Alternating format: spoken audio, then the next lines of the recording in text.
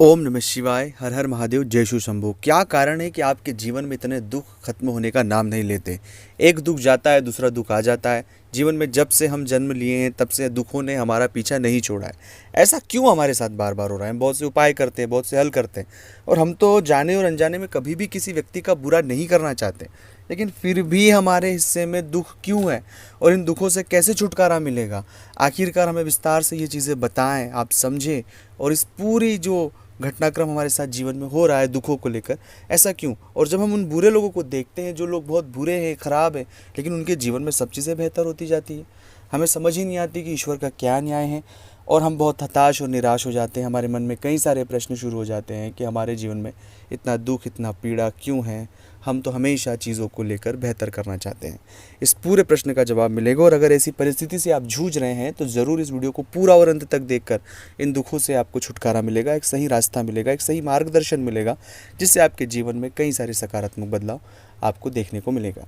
आप सभी से निवेदन है कि चैनल को सब्सक्राइब नहीं किया तो प्लीज़ करें। कमेंट्स में भोलेनाथ का नाम लिखें। चाहते हैं अपनी कुंडली का विश्लेषण हमसे करवाना, स्क्रीन पर नंबर चल रहे हैं, आप आएँ, व्हाट्सएप पर अपॉइंटमेंट लेकर बात करें। उसका फीस शुल्क लागू है। दोस्तों, सबसे पहली बात है कि अगर आपके जीवन में बहुत दिनों से आप दुख हैं, हताश है, उसके पीछे एक मूल रीज़न होते हैं प्रारब्ध के कर्म की। इस जन्म में तो हमने कुछ ऐसे कर्म नहीं किए हैं जिससे हमें दुख आए, लेकिन बीते जो हमारे जन्म है उनमें ऐसे कुछ कर्म हैं हमारे, जिस कर्मों का फल हमें वर्तमान में मिल रहा है।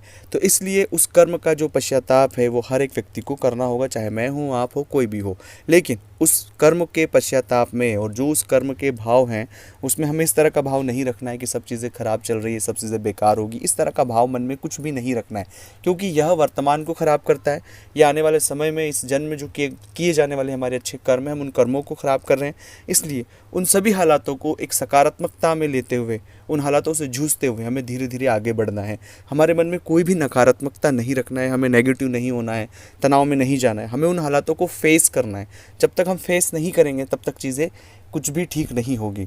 और ईश्वर का जो स्मरण है वो सबसे बड़ी सत्ता है, वो सबसे बड़ा दयालु और क्षमा करने वाला है। इसलिए जितना हो सके उतना अपने इन हालातों में नमः शिवाय का जाप करें, ओम नमः शिवाय का जाप करें। अब अपने इन हालातों में भी देखें कि इन हालातों में भी ईश्वर ने हमें सपोर्ट किया। हम जिन हालातों में अभी वर्तमान हैं, जो चीज़ें बेहतर हो रही है, वो भगवान की कृपा से हमारे जीवन में हो रही है। इसलिए जितना ज़्यादा हो सके शिव मंत्र का जाप करें, नमः शिवाय का जाप करें, अपने इष्ट मंत्र का जाप करें। अब जितना जाप करेंगे उतने आपके हालातों में एक सकारात्मक बदलाव देखने को मिलेगा। लेकिन कहीं भी नकारात्मक नहीं होना है, कहीं भी आपको बहुत ज़्यादा डिप्रेशन, तनाव या इस तरह की नेगेटिविटी में नहीं जूझना है। जो हालात है उन्हें फेस करना है, खुद को शांत रखना है। जो हमारा कर्म आप कर रहे हैं उन्हें पूरे डेडिकेशन के साथ उस कर्म को करते जाएं। धीरे धीरे धीरे जैसे ही वक्त बीतेगा और आप इन हालातों से बाहर हमेशा के लिए आ जाएंगे। लेकिन वर्तमान अगर आप अपनी परिस्थितियों में आप विचलित होंगे, आप अपने मन को भ्रमित करेंगे, आप बहुत परेशान होंगे, हताश होंगे, निराश होंगे, तो एक गलत डिसीजन आपके जीवन को पूरा बदल सकता है। तो इसलिए मेरा निवेदन है कि ऐसे हालातों में नमः शिवाय का जाप करें, खुद को धैर्य रखें, अपने हालातों को बहुत डीप ऑब्जर्वेशन करें कि कहाँ सही है, क्या गलत है। जितना हो सके कम बोले, कम बोलने की कोशिश करें, चीज़ों को समझने की कोशिश करें। अपने बुरे हालात हर एक व्यक्ति के सामने व्यक्त नहीं करें। जो भी चीज़ों के लिए एक जो नया रास्ता है उस रास्ते की तरफ आप जाएँ। इस तरह की जब कोशिश आप सकारात्मक करेंगे, ईश्वर आपका साथ देगा, और धीरे धीरे धीरे जो भी दुख आपके जीवन में चल रहा है आप उससे बहुत कम समय में बाहर निकल आएंगे।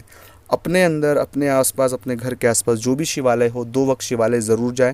ओम नमः शिवाय का जाप जितना हो सके उतना जाप करें। आपके जीवन में बहुत कम समय में वो बदलाव देखने को मिलेगा जिसके बारे में आपने कभी सोचा नहीं होगा। तो अगर ये वीडियो अच्छा लगा तो लाइक करना, शेयर करना, कमेंट्स करना। मिलते हैं अगले वीडियो में। ओम नमः शिवाय।